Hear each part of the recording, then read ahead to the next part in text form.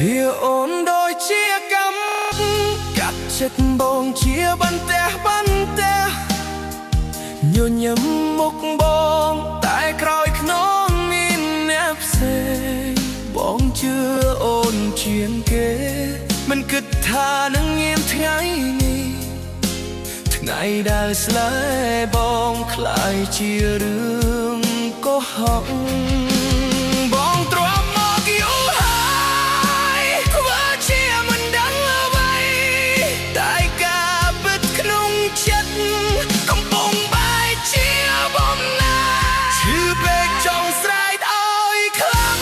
ឲ្យពិភពលោកបានថាបេះដូងមួយនេះកំពុងបែកខ្ទេចឈឺពេកចង់ស្រែកឲ្យខ្លាំងឲ្យតែភ្នែកហូរព្រោះការស្រឡាញ់យោនធ្វើឲ្យបងលែងស្គាល់ខ្លួនណា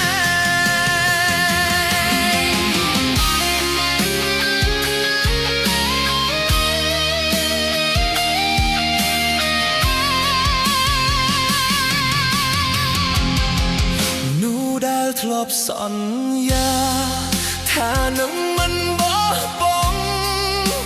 ថ្ងៃនេះជាមនុស្សដែលធ្វើឲ្យបងឈឺសំនួរច្រើនពេកតែគ្មានចំលើយមួយ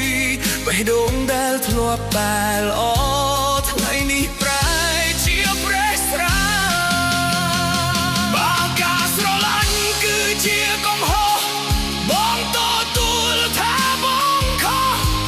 តែអូនមិនគួរធ្វើឲ្យវាឈឺបែបនេះឈឺពេកចង់ស្រែកឲ្យខ្លាំងឲ្យមេឃដួលរលំឲ្យអារម្មណ៍ក្នុងចិត្តរលាយជាផ្សែ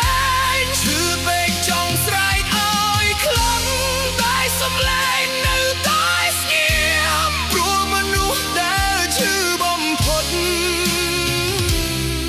ភាគច្រើនគឺស្នេ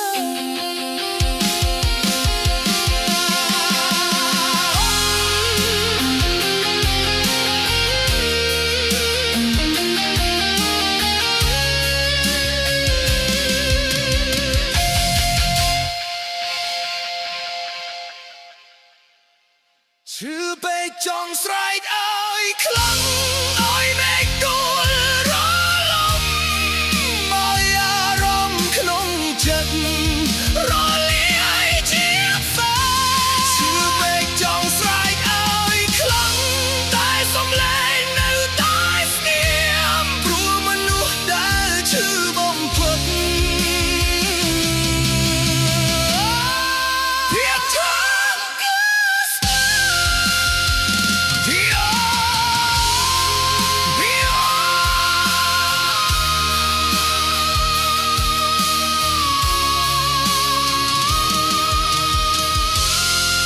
វាអូនដូចជាកំបិតវាអូនដូចជាកំបិតវាអូនដូច